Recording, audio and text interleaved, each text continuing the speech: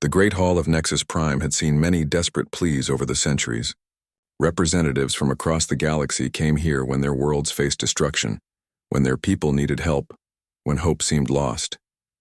But Ambassador Kira had never felt so small as she stood before the massive council chamber. 847 different species filled the curved seats that rose high above her. Some breathed oxygen like she did, others floated in glass tanks filled with strange gases. A few existed as pure energy, their forms shifting and glowing behind protective barriers. All of them looked down at her with expressions she could not read. Kira's crystalline skin caught the chamber's soft light, casting rainbow patterns on the floor around her feet. Her people, the Villani, were known throughout the galaxy for their beauty and their healing arts.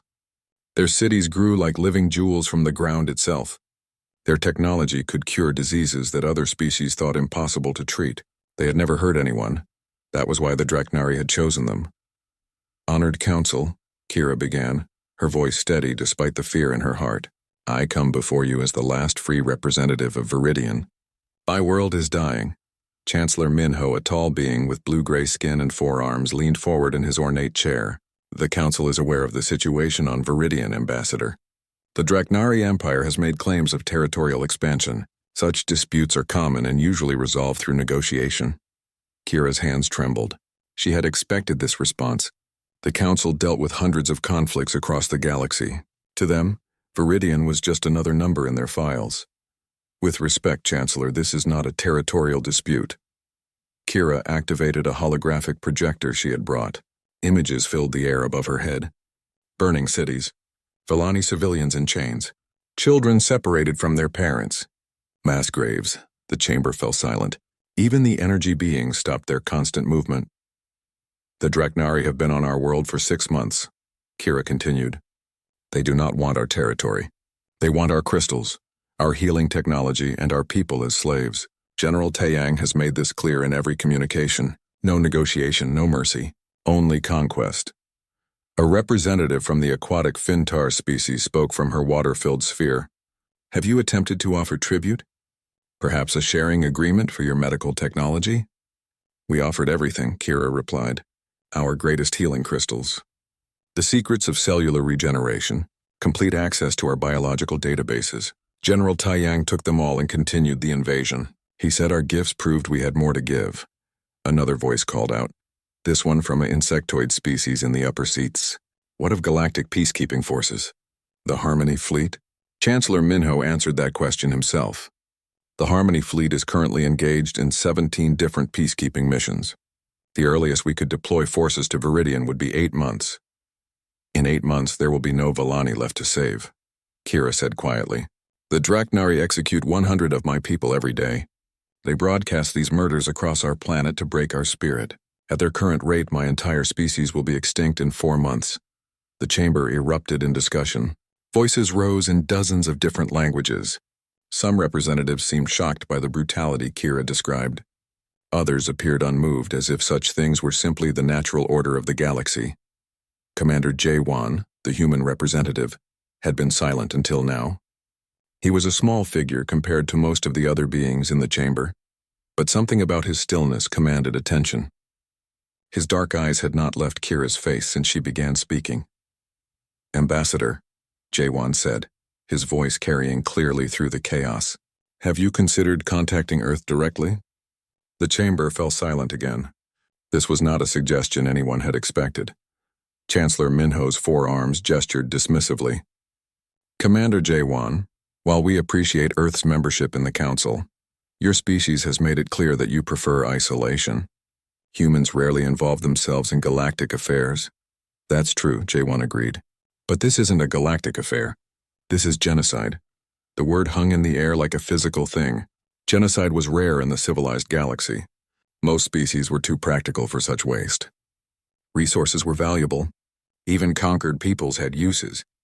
To completely destroy another species served no logical purpose. But humans, Kira had heard, did not always think logically. A representative from the militant Corvani species laughed, a harsh sound like breaking glass. Even if Earth were willing to help, what could humans do? They have been part of galactic civilization for only 50 years. Their technology is primitive. Their military is untested against real galactic powers. J1's expression did not change. You're right. We are new to the galaxy. Our technology is different from yours. And our military has never fought a galactic war. He paused. But we have fought each other for thousands of years. We know war in ways you cannot imagine. Kira felt something stir in her chest. Not hope exactly, but something close to it. The Draknari Empire fields 500 ships around Viridian, another representative pointed out. They have conquered 12 worlds in the past decade. What could Earth possibly do against such force? I don't know, J1 admitted. But I know my people. And I know that if you send word to Earth about what's happening on Viridian, you will get an answer. Chancellor Minho looked around the chamber. The discussion had died down. Many representatives seemed curious about this strange human confidence. Others appeared skeptical. A few looked worried. The Council will consider your request, Ambassador Kira, the Chancellor finally said. But I must warn you that human involvement could be unpredictable. Their species does not follow standard diplomatic protocols. They are emotional, violent. If you invite them to Viridian, you may find that the cure is worse than the disease. Kira thought of the children in the execution videos, of the elderly Villani who had been worked to death in Draknari labor camps, of her own daughter, who had sent her a final message before the communications were cut. Tell them we died free. Chancellor, Kira said, my people are already facing the worst disease. If there is any cure at all, we must try it. The vote was close, 423 in favor, 424 against. But Chancellor Minho, in his role as tiebreaker, cast the deciding vote. The message will be sent to Earth, he announced.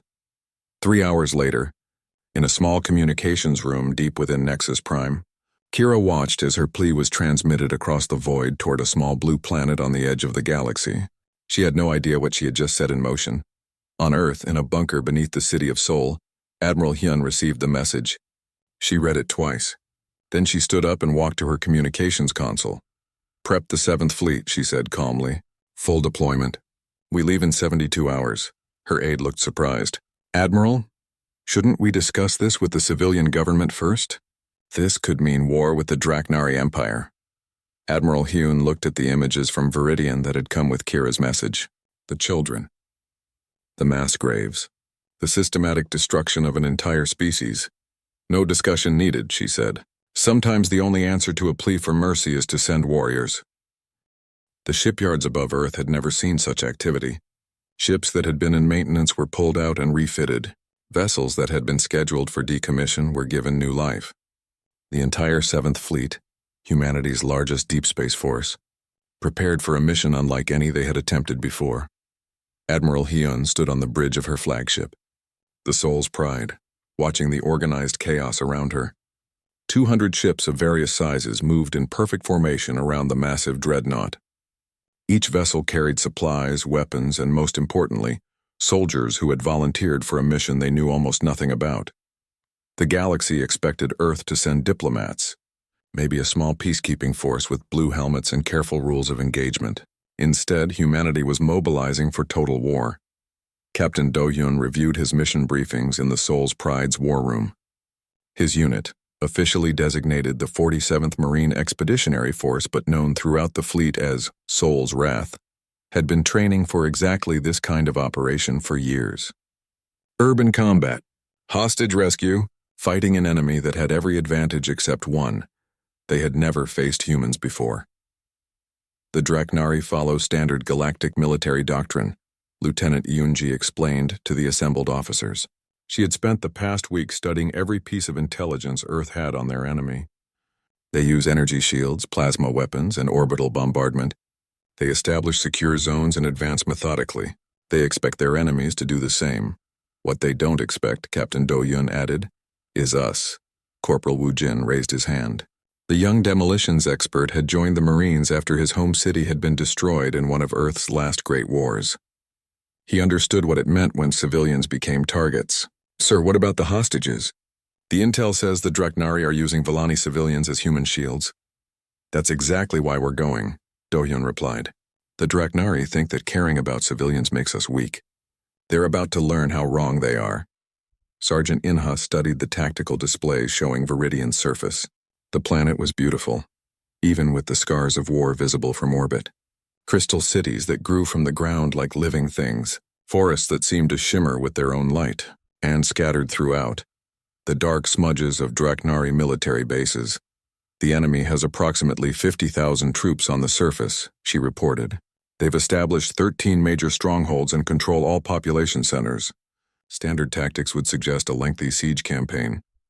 Standard tactics are for standard enemies. Admiral Hyun's voice came through the communication system.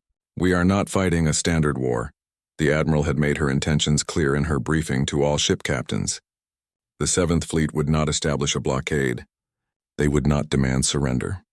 They would not attempt negotiation. They would arrive at Viridian and immediately begin planetary assault operations. The other galactic species would call it reckless, barbaric, impossible. Humans called it Tuesday Pilot. Kyung performed final checks on her fighter squadron from the hangar deck of the carrier Busan's Hammer. Her pilots were nervous, which was natural. They had trained for combat against human enemies with human weapons and human tactics. Fighting aliens with unknown capabilities in the void of space was something entirely different. Remember, she told her squadron over the comm system, their ships are bigger than ours. Their weapons are probably stronger. Their shields are definitely more advanced, she paused. But they've never fought anyone crazy enough to ram a fighter into a battleship. Use that. Medic Jian prepared her field hospital equipment with practiced efficiency. She had served in the final years of the Korean Reunification War, and had seen what modern weapons could do to human bodies. She had no idea what they might do to alien ones, but she was ready to find out. Her medical bay was stocked with supplies for treating both human and potential alien casualties. The human fleet traveled through hyperspace in complete communication silence. No signals that might warn the Draknari of their approach. No diplomatic messages to announce their intentions. Admiral Hyun had learned from studying historical human conflicts that sometimes the most effective weapon was surprise. Tech. Specialist Sunho worked frantically to adapt human communication systems to work with captured Draknari equipment. Intelligence suggested the aliens used quantum-encrypted channels that changed frequency every few seconds. Breaking their communications network would be crucial to the success of the mission. Admiral, he reported after 36 hours of work. I think I can hack their systems, but I'll need physical access to one of their command posts. You'll get it, Admiral Hyun replied without hesitation. The journey to Viridian took 4 days. During that time, every human on every ship prepared for war in their own way. Some cleaned weapons that were already spotless. Others wrote letters to families they might never see again. Many simply stared out at the stars and thought about alien children being murdered by creatures they had never met. This, perhaps, was what made humans different from other galactic species. The Volani were not their allies. Earth had no strategic interest in Viridian. The crystals and healing technology would be nice to have, but humanity had survived without them for millennia. They were going to war for strangers. On the 4th day, the human fleet dropped out of hyperspace at the edge of the Viridian system. Admiral Hyun studied the tactical displays showing enemy positions. 500 Draknari ships in orbit around the planet, planetary shields protecting the major population centers, weapons platforms scattered throughout the system.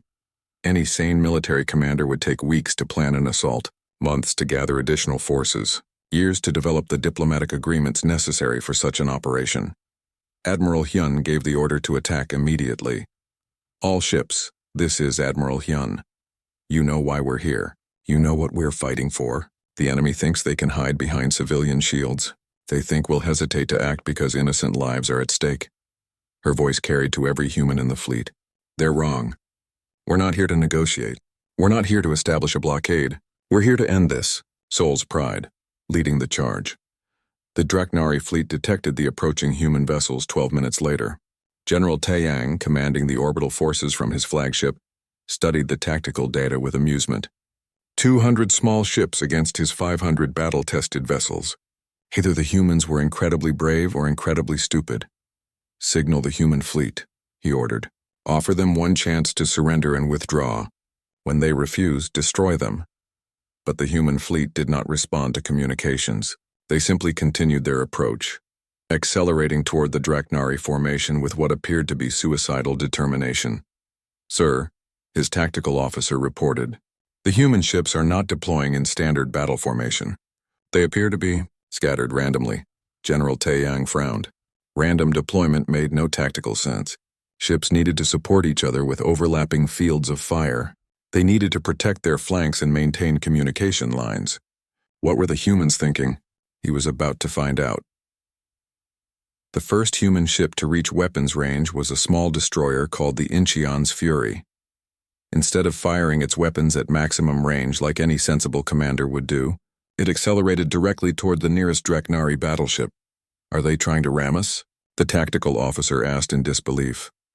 "Impossible," General Taeyang replied. "No species is that primitive."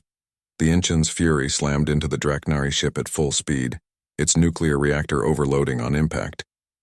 Both vessels vanished in a ball of fire that could be seen from the planet's surface. For a moment, the entire battle stopped. Both fleets seemed frozen by the impossibility of what they had just witnessed. Then every human ship in the fleet began accelerating toward their nearest target. General Taeyang realized, with growing horror, that the humans had not made a mistake. This was their plan. The space around Viridian became a nightmare of fire and metal. General Taeyang watched in horror as human ships ignored every rule of civilized warfare. Instead of forming defensive lines or establishing safe firing distances, they threw themselves at his fleet like missiles with crews. But the humans were not simply committing suicide. Each ramming attack was carefully planned. They targeted command ships, communication relays, and weapons platforms. Every human death served a specific tactical purpose. "Sir, we've lost 6 command vessels in the last 10 minutes. His tactical officer reported, voice shaking. "The humans are targeting our coordination systems." "Return fire," Taeyang ordered. "Destroy them before they can reach us." The Draknari plasma weapons were powerful and accurate. They destroyed human ship after human ship.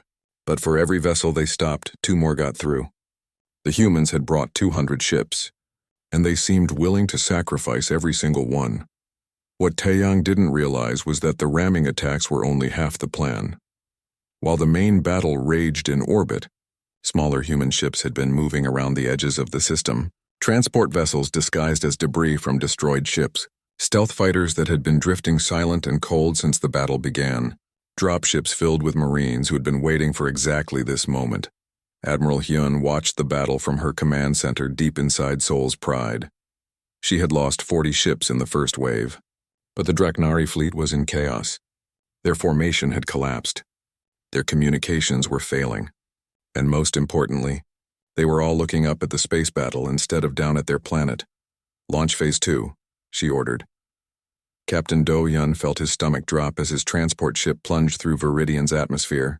Around him, 200 Marines checked their weapons and equipment.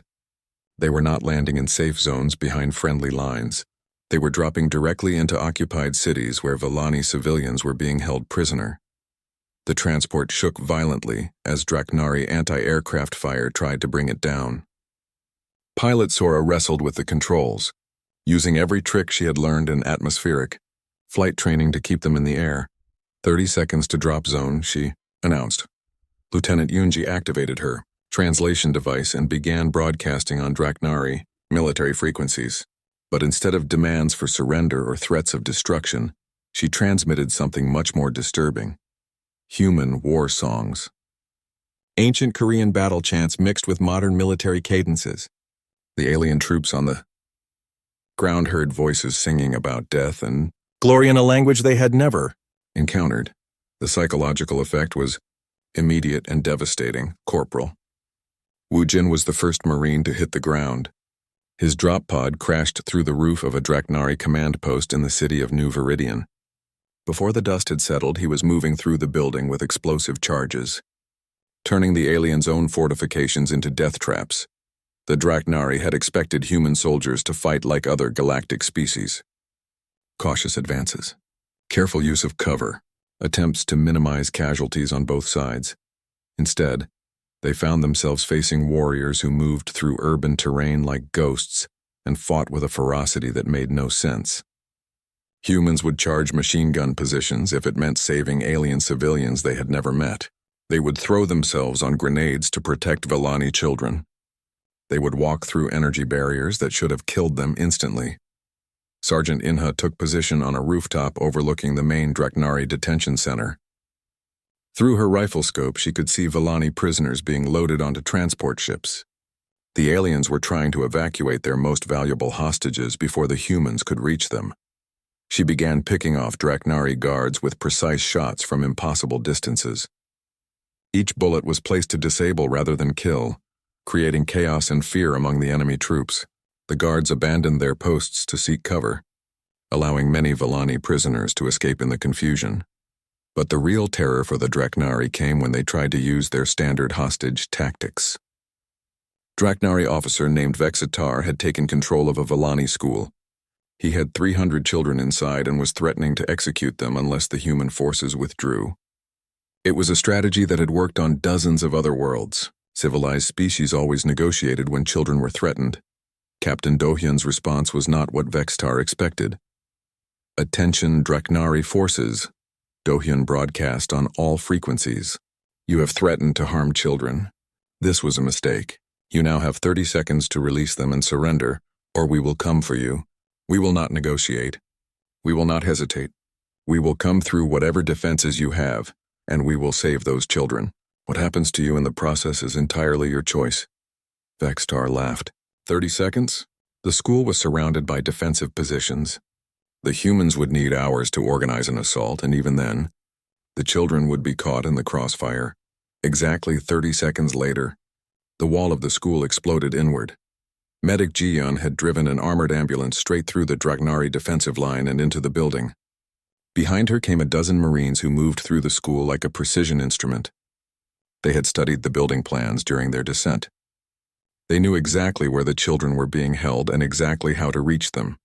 The Draknari defenders found themselves fighting an enemy that seemed to know their every move. Humans appeared behind their lines, above their positions, sometimes rising from beneath the floor itself. The Marines used smoke, mirrors, and holographic projectors to create confusion and fear. But most terrifying of all was their complete disregard for their own safety when civilians were threatened. Tech specialist Sunho had hacked into the Draknari communication network within hours of landing. He used their own systems against them, broadcasting false orders that sent reinforcements to empty sectors while leaving key positions undefended. He also began transmitting something new across their channels, recordings of human soldiers describing what they had found in the detention centers. The recordings were brutal in their simplicity. Human voices describing systematic torture, mass executions, children separated from their parents, the slow starvation of elderly Villani who were too weak to work. Every Draknari soldier on the planet heard these recordings. They heard the growing anger in human voices. They heard warriors who had come to save strangers becoming something much more dangerous. Warriors who had seen evidence of evil and decided to stop it permanently. By the end of the first day, 3 major cities had been liberated. The Draknari forces, who had expected weeks of siege warfare, found themselves retreating from positions they had thought unassailable.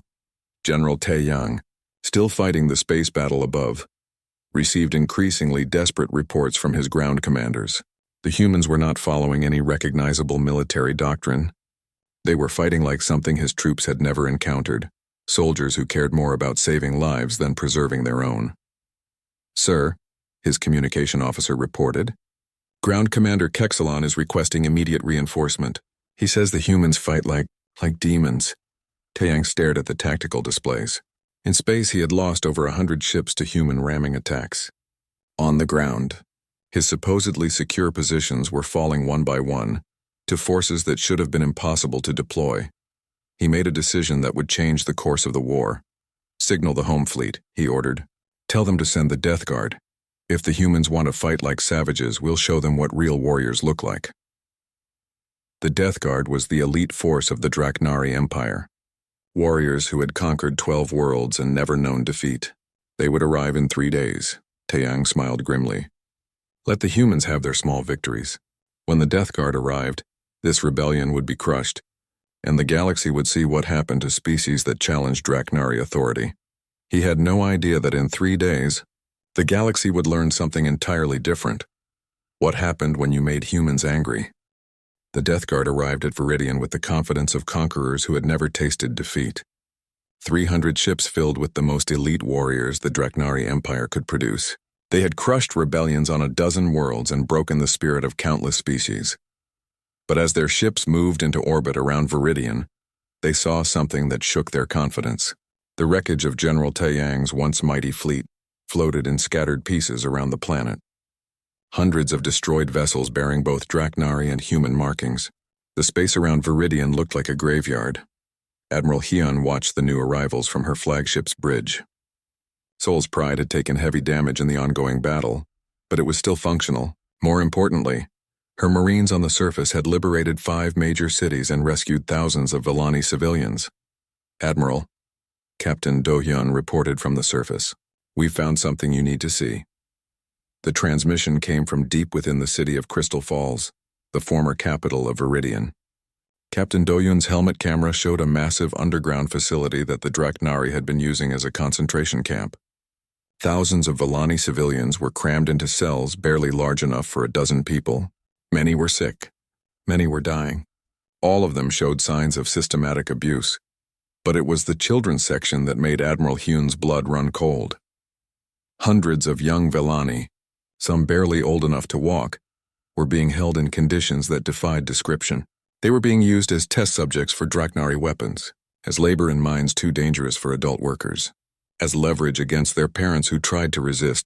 "Sir," Sergeant Minseok's voice came through the communication system, requesting permission to document everything. "The galaxy needs to see this."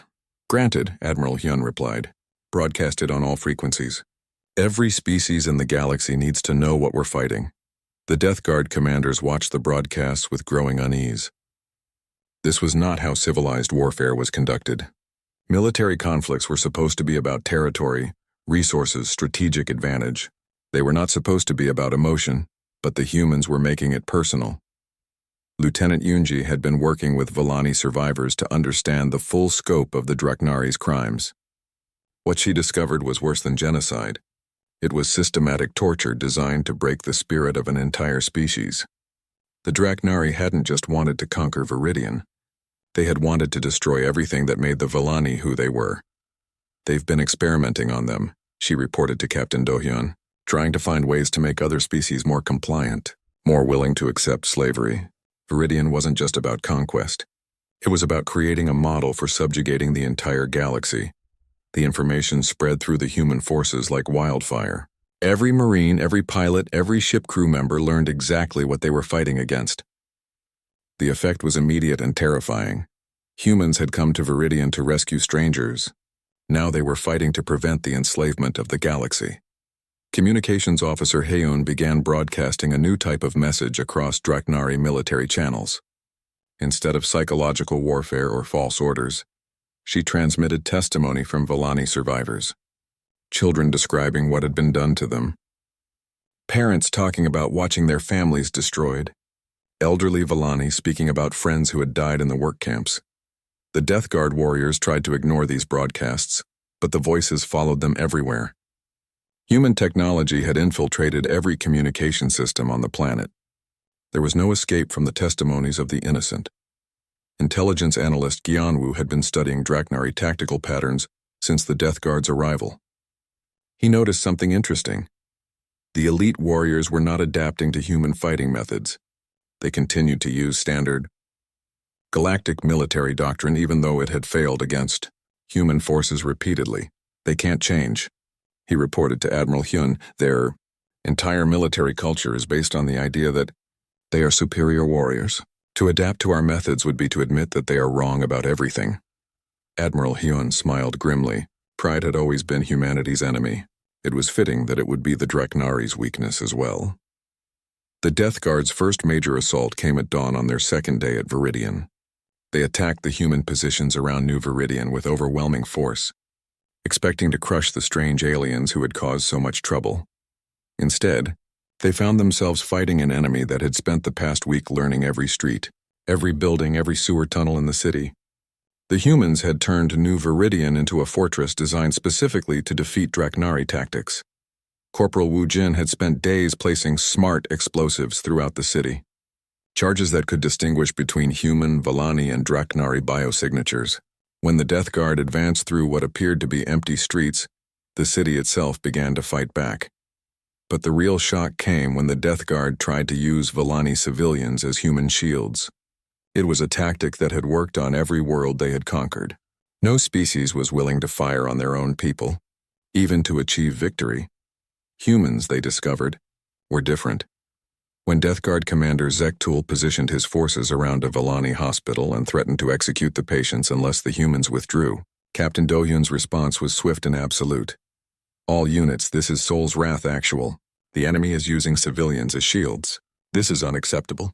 We are going to save every person in that hospital, and we are going to do it now. No exceptions, no negotiations, no mercy for anyone who threatens the innocent. What followed was not a military assault. It was a rescue operation conducted with surgical precision and absolute determination. Human Marines appeared inside the hospital as if they had materialized from thin air. They had used maintenance tunnels, ventilation systems, and in some cases, had simply climbed up the outside of the building to reach the civilians. The Death Guard found themselves fighting an enemy that seemed to be everywhere at once. Humans appeared behind their lines above their positions, sometimes rising from beneath their feet. The Marines moved through the hospital like they had built it themselves, always knowing exactly where the civilians were and exactly how to reach them. But most terrifying of all was their complete disregard for military convention when innocent lives were at stake. Sergeant Inha, wounded in the leg and running low on ammunition, used her dying rifle to paint a target on Zektul's command position. The orbital strike that followed eliminated the Death Guard's local leadership and saved 300 Volani patients. By the end of the second day, the Death Guard had lost more warriors than in their previous 5 campaigns combined. Their commanders sent increasingly desperate messages to the Draknari home fleet, describing an enemy that fought with no regard for their own survival and unlimited rage when confronted with cruelty. They don't fight for territory, one report stated. They don't fight for resources. They fight for ideals we don't understand. How do you defeat an enemy that values the lives of strangers more than their own survival? General Taiyang, his forces reduced to a fraction of their original strength, made a final desperate decision. If the humans wanted to play with civilian lives, he would show them the true cost of their interference. His remaining forces moved to the last major Volani population center, the ancient city of Harmony Spire. 50,000 civilians lived there, including most of the surviving Volani children. Taiyang positioned his forces throughout the city and sent a simple message to the human fleet. You have proven that you care about these creatures more than you care about yourselves. Very well. I have 50,000 hostages in Harmony Spire. You will withdraw your forces from Viridian within 24 hours, or I will execute them all. There will be no negotiation. There will be no rescue. Choose. Save your warriors or save the aliens. General Taiyang believed he had finally found a way to defeat the humans. He had underestimated them one final time. Admiral Hyun's response was not what he expected. Instead of agreeing to negotiate or making plans for withdrawal, she sent a different kind of message. General Taiyang, you have just made the greatest mistake in Draknari military history. You have threatened to murder 50,000 innocent people, including children, unless we abandon them to your mercy. This tells us everything we need to know about you and your species' military culture. The message continued. We came here to rescue the Volani. We have rescued them. We came here to stop a genocide. We have stopped it. But now you have shown us something worse than conquest. You have shown us deliberate evil. This changes everything. Within 6 hours, 3 more human fleets had dropped out of hyperspace around Viridian. The 3rd Fleet, the 9th Fleet. Ships that had been traveling to other missions were diverted to Viridian. Admiral Hyun had called in every favor, pulled every string, and mobilized every available resource. Humanity had not just answered the Volani's plea for mercy, they had declared war on evil itself. The final battle for Harmony Spire began not with weapons but with words. Admiral Hyun stood before the holographic displays in her command center, surrounded by the tactical data from 3 full fleets. Over 600 human ships now orbited Viridian, and more were arriving every hour. But numbers would not save the 50,000 civilians trapped in the ancient city below. General Taeyang, she broadcast on all frequencies, you have made this personal. You want to use innocent lives as weapons. You want to force us to choose between saving our people and saving strangers. You believe this makes you clever. The transmission reached every human, every Volani, and every Dreknari in the system. You are wrong. We did not come here to save our people. We came here to save yours. And we will not leave until every civilian is safe, every war criminal is captured, and every species in the galaxy understands that threatening innocent lives is a mistake that carries consequences. General Tai Yang listened to the human admiral's words with growing confusion. The humans were outnumbered 5-1 within Harmony Spire itself. His forces controlled every entrance to the city. He had 50,000 hostages. How could the humans possibly succeed? He was about to learn. Captain Do Yun had been studying the architecture of Harmony Spire for the past week. The ancient Volani city was built around a massive crystal formation that grew from deep underground. The crystal conducted both light and sound throughout the city, creating a natural communication network that the Dreknari had never fully understood. Lieutenant Yunji had been working with Volani survivors to map this crystal network. What they discovered was remarkable. The entire city was essentially one giant living machine. The crystals could carry more than light and sound. They could carry energy, data, and if used properly, they could carry something else entirely. "Sir," tech specialist Sunho reported, "I think I've figured out how to use their own city against them." The plan that emerged was impossible by any conventional military standard. It required perfect timing, absolute coordination, and a level of trust between human soldiers and alien civilians that should have taken years to develop. They had 6 hours to make it work. Medic Jian led the first phase of the operation. Using the city's crystal network, she began transmitting medical data to Volani civilians hidden throughout Harmony Spire. Instructions for treating injuries, information about safe areas. Most importantly, signals that would help the civilians recognize human forces when they arrived. Sergeant Min Seok coordinated with Volani resistance fighters who had been hiding in the city's underground tunnels. These brave civilians had been conducting guerrilla operations against the Dreknari for months.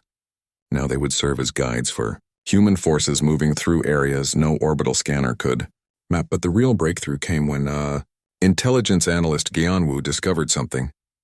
In the captured Dreknari files, General Taiyang was not just holding civilians hostage. He was planning to execute them regardless of human actions. The hostage situation was a cover for something much worse. "Admiral," Gianwu reported with urgency, "Taiyang isn't planning to negotiate. He's planning to murder every civilian in the city and blame it on human orbital bombardment. He wants to turn the galaxy against us by making it look like we caused a massacre." Admiral Hyun felt something cold settle in her chest. This was not just about saving Viridian anymore. If Taeyang succeeded in framing humanity for the destruction of Harmony Spire, it would poison human relations with every species in the galaxy for generations. "Change of plans," she announced to all ships. "We're not just rescuing civilians. We're exposing a war criminal." The assault on Harmony Spire began at sunset, when the city's crystals glowed brightest with stored solar energy. To outside observers, it appeared that human forces were attacking from all directions, simultaneously. Dropships descended from orbit while ground. Forces moved in from every cardinal direction. But appearances were deceiving. Corporal Wu Jin had spent the previous night infiltrating the city through ancient Volani tunnels that connected to the crystal network. His explosives were not placed to destroy Dreknari positions. They were placed to create pathways for civilian evacuation. Every charge was designed to open escape routes while leaving the city's structure intact. Pilot Kyung led her squadron not in an attack on Dreknari forces, but in a massive deception operation. Her fighters created holographic projections that made a few dozen aircraft appear to be several hundred. The Dreknari concentrated their anti-aircraft fire on phantom targets while real evacuation ships moved civilians to safety. But the most important part of the operation was happening deep underground. Sergeant Inha had volunteered for what everyone knew was a suicide mission. Using the crystal network as a guide, she had positioned herself directly beneath General Taiyang's command center. Her job was not to eliminate the enemy commander. Her job was to ensure that when he gave the order to execute civilians, the entire galaxy would hear it. The crystal network carried Taiyang's communications to human recording equipment hidden throughout the city. When he ordered his forces to begin killing hostages and blame human bombardment, every word was captured and immediately broadcast to the Galactic Communication Network. The effect was immediate and devastating. Every species in the galaxy heard General Taeyang's actual voice ordering the execution of civilians. They heard him planning to blame humans for atrocities he intended to commit himself.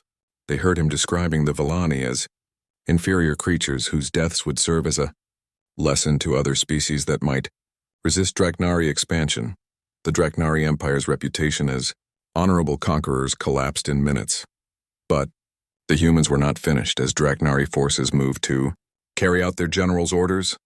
They found themselves fighting an enemy that seemed to know their every move. Human marines appeared in positions that should have been impossible to reach. They moved through the city like they had lived there for years, always arriving exactly where civilians needed protection. Communications Officer Hyun had achieved something that military historians would study for centuries. She had turned an entire city into a single, coordinated communication system. Every human soldier knew where every civilian was located. Every Villani resistance fighter knew where human forces needed support. Every evacuation route was monitored and protected in real time. The Draknari found themselves fighting not just human soldiers, but the city itself. General Taeyang watched his carefully planned atrocity fall apart around him. His forces could not reach the civilian areas without fighting through human positions that materialized from nowhere. His communications were compromised. His reputation was destroyed. And worst of all, the galaxy now knew exactly what the Draknari Empire had been doing on conquered worlds. In desperation, he made one final mistake.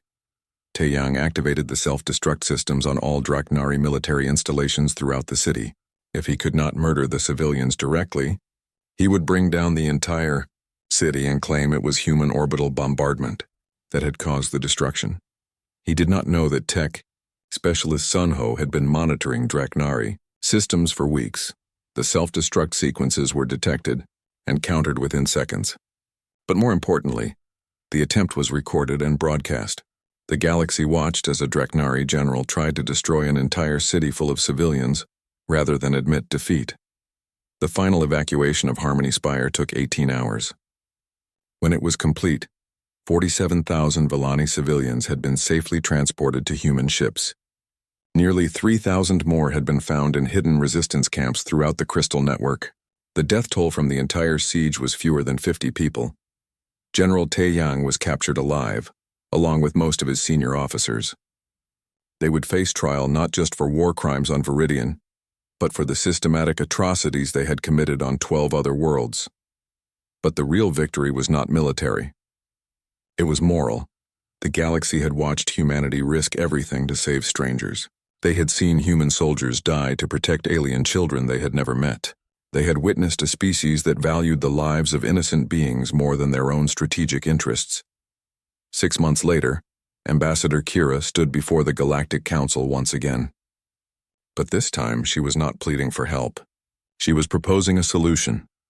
"The galaxy needs protectors," she said, her crystalline form catching the chamber's light as it had on that desperate day so long ago. "We need guardians who will respond to cries for help without calculating the political cost. We need warriors who fight not for conquest, but for justice." The proposal was simple. Establish the Terra Guard, a rapid response force composed primarily of human personnel, but open to volunteers from all species. They would respond to humanitarian crises anywhere in the galaxy. No political considerations. No diplomatic delays. Just warriors willing to die for strangers. Chancellor Minho looked around the chamber. The vote was unanimous. Admiral Hyun accepted command of the new organization from her flagship, now renamed Harmony's Promise. Captain Do-hyun became the first director of Terra Guard ground operations. Lieutenant Yoonji established the Interspecies Crisis Response Academy, and in a small memorial garden on Viridian, a crystal monument grew from the ground bearing a simple inscription in a dozen galactic